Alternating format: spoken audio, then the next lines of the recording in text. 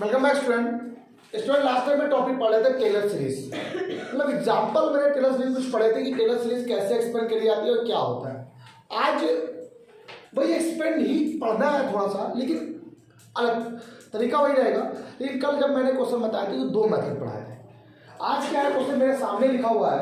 अगर मैं आपसे ये कह दूं कि सर रीजन ऑफ कन्वर्जेंस निकालिए, ये एक बहुत अच्छा टॉपिक है। ये वर्ड क्या है जरा समझ लो हम लोग। ये रीजन ऑफ कन्वर्जेंस क्या होता है? रीजन ऑफ कन्वर्जेंस, ये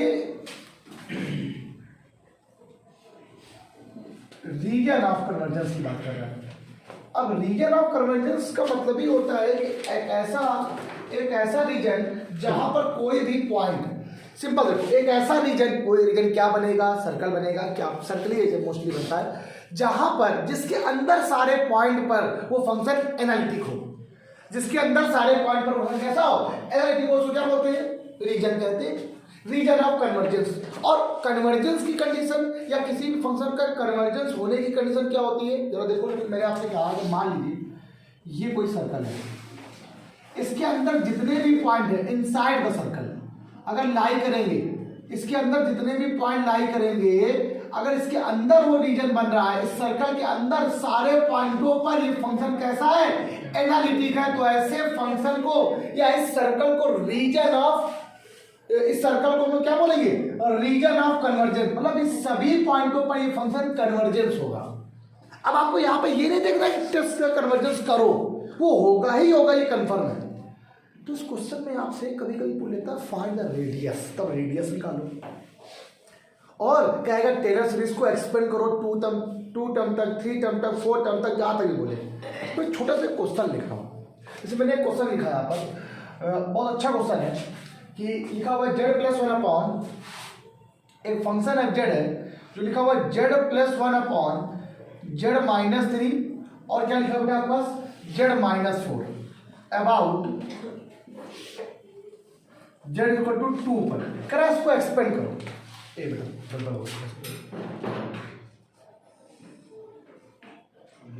जो लिखा था तो फिर बोला क्या लिखा हुआ है, मैं याद दे रहा हूँ, ठीक है। क्या लिखा function f z equal to क्या लिखा बेटा आपके पास, z+1 बोलो क्या था, z-3 क्या था, z+4 z-4 अबाउट z=2 पर, अबाउट z=2। पहले एक बात समझिए, क्वेश्चन में क्या बोला है, expand the Taylor series in 4 term, 5 term, 6 term, या expand the series, simple. And also find the radius of convergence. Radius of convergence find करना।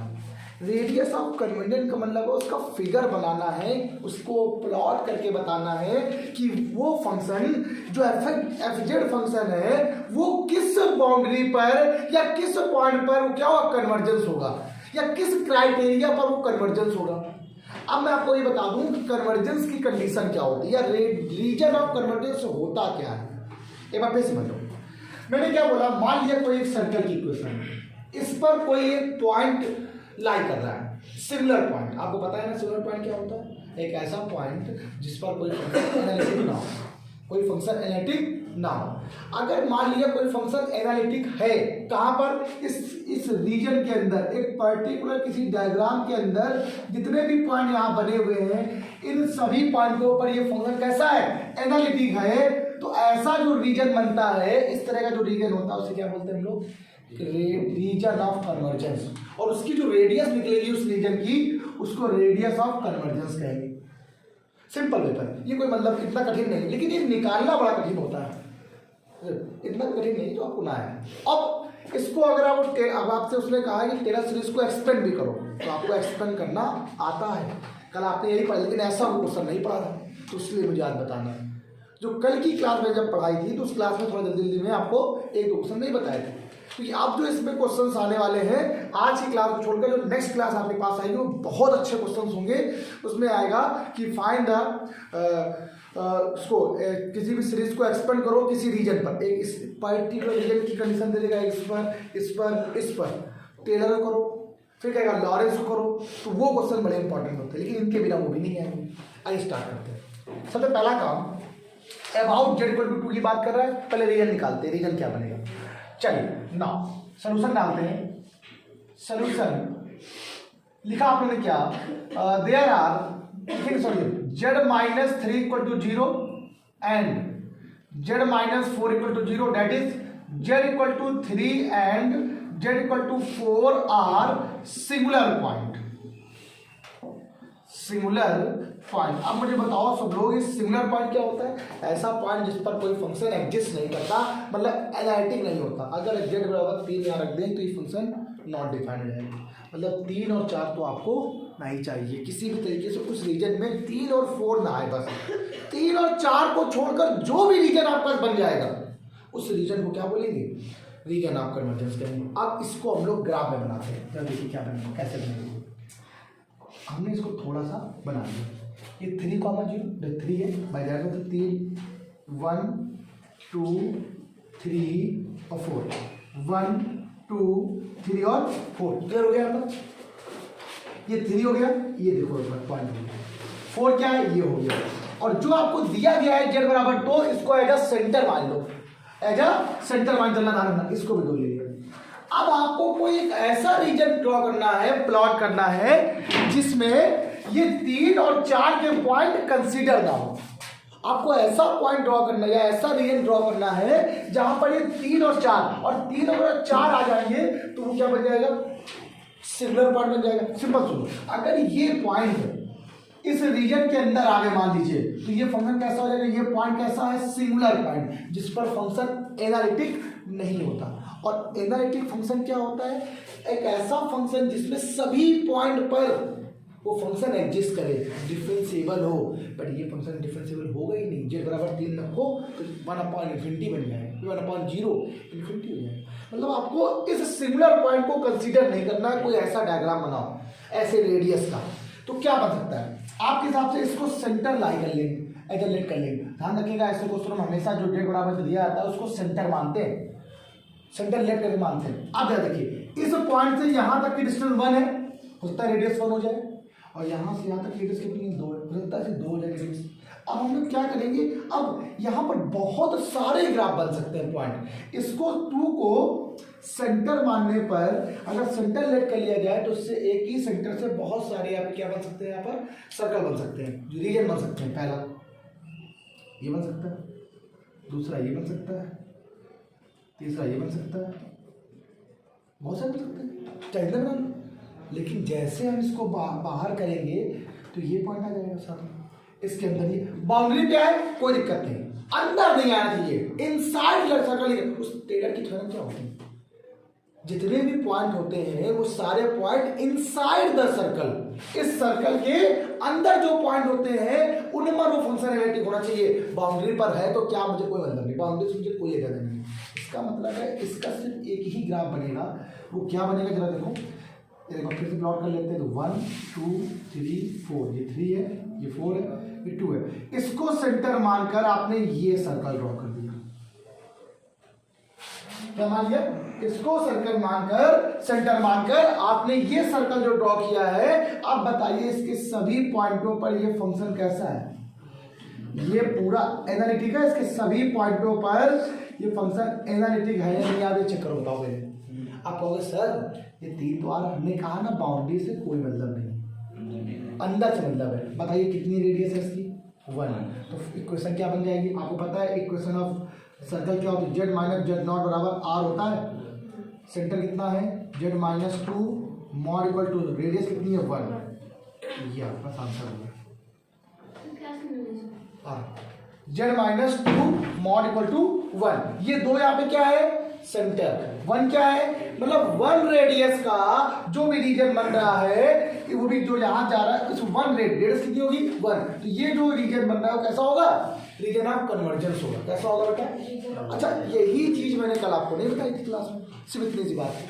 जितने भी क्वेश्चन होंगे सबको हम लोग ऐसे देखेंगे, चेक करेंगे। अब बात आती है सर कि सर इसको जरा एक्सपेंड करना है टेलर सीरीज को, अबाउट जेड इक्वल टू 2 बताया था। लेकिन मैंने कहा आपको बहुत छोटा सा एक मेथड पढ़ाया था। मैंने कहा था अगर इसका डिफरेंशिएशन वाला फॉर्मूला लिखते हो तो बहुत लंबा हो जाएगा, यहाँ पे करो डिफरेंशिएशन कितना लंबा होगा। तो मैंने एक दूसरा अल्टरनेट मेथड पढ़ाया था, वैल्यू को पुट करने वाला। तो ज़्यादा सरल होता है। आइए उसको करके देखते हैं। तो पहले जो क्वेश्चन लिखा उसको यहाँ पे एफ जेड बराबर क्या लिखा हुआ है, Z plus 1 upon Z minus 3 and z minus 4। अच्छा देखिए सुनिए, आप लोग क्या करो, थोड़ा सा इसको एक्सपेक्ट कर दो अलग अलग, पार्शियल फ्रैक्शन से अलग अलग कर दो तो काम आसान हो जाएगा आपका। अच्छा एक बात और, ये जेड बराबर कितना है 2 था, चलो यहीं से पहले को पूरा प्लॉट कर दो। आपको मैंने बताया था z equal -2 equal to t मानते हैं, मैंने आपसे कहा जेड इक्वल टू क्या आ जाएगा, जेड प्लस 2, उसको यहाँ पुट कर दो। तो एफ जेड जो आपके पास आ जाएगा बेटा वो टी प्लस 2 अपॉन जेड की कितनी है, T plus 2 minus 3 T plus 2 minus 4। ये देखो क्या आ गया, हाँ बेटा सॉरी ये क्या बेटा आ गया टी प्लस 3 अपॉन में क्या है टी माइनस 1 और ये क्या आ गया टी माइनस 2। इसको पार्शियल फ्रैक्शन से अलग कर लो। आपको आता है कैसे करते हैं, चलिए मैं आपको बता देता हूँ। बस t plus 3 upon t minus, वही मैथड इजी वाला, किसी को याद है कि नहीं आता, a upon t minus 1 plus b upon t minus 2। क्या बोला था, इसको हटाना है, क्या रखे टी की वैल्यू 1, इसको छुपा लो, यहाँ मान कितना है -1, यहाँ को कितना है 4 अपॉन माइनस, एक कितनी आएगी बेटा आपके पास -4। ये हो गया, चलो बी निकालो, 2 लिखना है, इसको छुपा लो, 0 आता है इससे। 2 माइनस 1 1 2 प्लस 3 5, एक बी का लिखा आ गया बेटा आपके पास। तो यहाँ पर एक लिखा आ गई, एक कितना आ गया 4 -4 upon t minus 1 plus 5 upon t minus 2। फिर मैंने क्या कहा था, टेलर सीरीज को एक्सपेंड करते हैं कौन से फॉर्म से, किसी को याद है, 1 प्लस एक्स की पावर -1 वाला, 1 minus x plus x square minus, अगर मान लीजिए दोनों माइनस में तो सारे प्लस में बन जाएंगे। आपको ये फॉर्मूला मैंने बताया था पहले ही, बिल्कुल सी थ्रू बना, लेकिन आपको ये बनाना पड़ेगा। कैसे करोगे, अब ये तो इसमें माइनस कॉमन ले लो, तो ये 4 अपॉन 1 माइनस टी बन जाएगा, बन गया कि बन गया, प्लस तो एल डी पहले इसमें भी माइनस कॉमन ले लो, तो ये हो जाएगा इसमें माइनस टी कॉमन में लेना, -2 कॉमन लिया आपसे, तो 5 अपॉन 2 बाहर आ जाएगा, तो 1 अपॉन क्या बनेगा, जब माइनस का 2 कॉमन तो ये प्लस हो जाएगा, तो 1 माइनस टी अपॉन 2 बन जाएगा, बन जाएगा नहीं बन जाएगा। अब एक काम करो, इसको ऊपर लेके चले जाओ, तो 4 के साथ क्या आएगा 1 माइनस टी की पावर -1 माइनस का 5/2 और 1 माइनस टी अपॉन 2 की होल पावर -1। अब यहाँ पर बाइनोमियल एक्सपेंशन करेंगे, यहाँ पर भी करेंगे। देखिए 2 क्वेश्चन भी अगर आपने कर लिए क्लास में तो आपका काम आसान हो गया। आप पहले इतना करो तो फिर हम यहाँ सॉल्व करेंगे, लंबा हो रहा है तो ठीक है, एक्सपेंड करने कर भी सकते हो, नहीं कर सकते हो, लेकिन करने से फायदा रहता है, वो एंड तक निकाल देते हैं, हमने नहीं किया। चलिए सुनिए बच्चा, ये क्वेश्चन लिखा हुआ है, आप इसी के आगे इसको एक्सपेंड करना। जब सब लोग मेरी बात सुनो,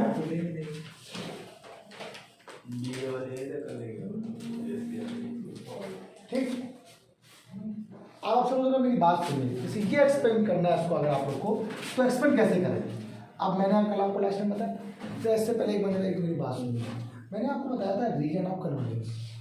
जब रीजन ऑफ कन्वर्जेंस बताया तो आपको एक क्वेश्चन ऑफ सर्कल बनी, और एक क्वेश्चन ऑफ सर्कल में रेडियस भी आया होगा।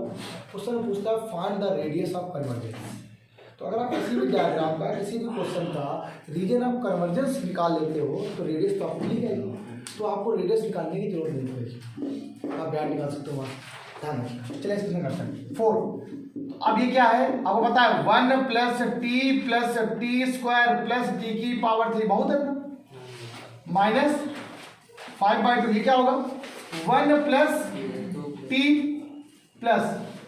T square upon 4 plus t की power 3 upon 8 plus up to so on. देखिए अब इसको आप अलग अलग कर लीजिए, टी की टर्म अलग कर लीजिए, कॉन्स्टेंट टर्म अलग कर लीजिए, थोड़ा सा ही, सिर्फ 3-4 टर्म नहीं हम लोग, ये 4 plus 4t plus 4t square plus 4t cube, ठीक बहुत है, 3 टर्म बहुत है, छोड़ दिया, minus 5/2 minus 5/4t minus 5/8 t square minus up to 1। अब हमने क्या किया, टी टर्म को अलग अलग कर लिया, साइड टर्म को अलग कर लिया, एकदम कांस्टेंट ही है, इसको अलग कर लो, तो 4 माइनस 5/2 यहाँ टी कॉमन ले लीजिए तो 4 माइनस 5/2, टी स्क्वायर कॉमन ले लीजिए 4 माइनस 5/8, टी की पावर 3 छोड़ देंगे इसका और क्या मतलब।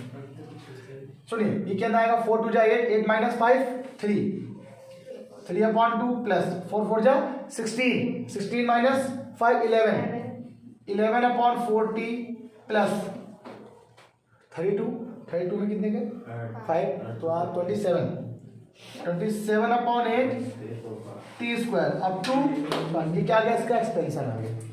अब जितने भी टर्म का एक्सप्रेशन करना हो 3 टर्म करने हो 3 टर्म कर दो, 4 टर्म करने हो 4 टर्म कर दो, 5 टर्म करने हो 5 टर्म कर दो, आगे कैंडल्स की लिस्ट करो। मैंने जहाँ तक मानता मैंने वहाँ तक कर दिया। एक मिनट, इसी को बोलते हैं एक्सपेंशन। क्या दिक्कत है? अब अगर मैं क्वेश्चन और बनाऊँ, मेन था यहाँ पर रेडियस ऑफ कन्वर्जेंस का टॉपिक, तो रीजन ऑफ कन्वर्जेंस में क्वेश्चन और लिख रहा हूँ, 2 क्वेश्चन लिख रहा हूँ। पहले आप स्क्रॉल करो तो मैं 2 क्वेश्चन लिखूंगा, सिर्फ आपको रीजन बताऊंगा कैसे बनाना है, बस आप मुझे वो बताओ। तो बच्चों सुनो, एक क्वेश्चन मैं और लिख रहा हूँ। मान लीजिए एफ जेड बराबर आपको क्वेश्चन लिखा हुआ है 1/z-1 z-3 एट अबाउट, या अबाउट लिख दो, अबाउट आप z = 4 लिख दो, कोई बात नहीं बना लो। पहले मुझे आपको एक्सपेंशन करना है, आप लोग इसका एक्सपेंशन करना सीख चुके हो, मुझे जरूरत नहीं था। z बराबर 4, मुझे आपसे सिर्फ इतनी बात पूछनी है, रीजन ऑफ कन्वर्जेंस क्या बनेगा, उसका रेडियस क्या होगा बताओ। पहले मुझे बताइए कि सेलुलर पॉइंट क्या है, जो हाँ वो एक अलग बात है उससे। पहले मुझे ये बताओ सिंगुलर पॉइंट क्या है यहाँ पर, सिंगुलर पॉइंट क्या 1 और 3 सिंगुलर पॉइंट मतलब किसी उस रीजन में 1 और 3 काउंट में होना चाहिए।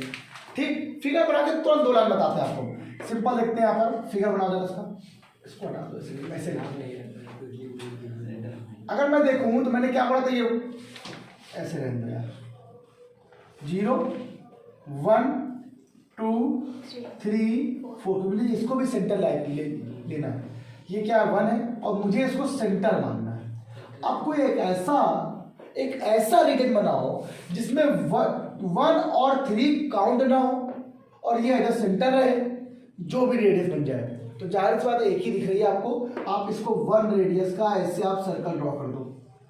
अगर आप इस रेडियस से अगर ऐसे बनाते हो, इस 1 से काउंट करते हुए, तो ये क्या आ जाएगा, इसके अंदर एक पॉइंट 3 आ जाएगा। ठीक, तो ये जो पॉइंट रीजन ऑफ कन्वर्जेंस वो क्या है, यही तो है रीजन ऑफ कन्वर्जेंस। एक ऐसा रीजन ऑफ कन्वर्जेंस है जिस पर जिसके अंदर जितने भी पॉइंट लाई कर रहे हैं वो फंक्शन कैसा है, एनालिटिक है। इन पॉइंट पर फंक्शन कैसा है, एनालिटिक हो रहा है, कोई दिक्कत नहीं, नो प्रॉब्लम।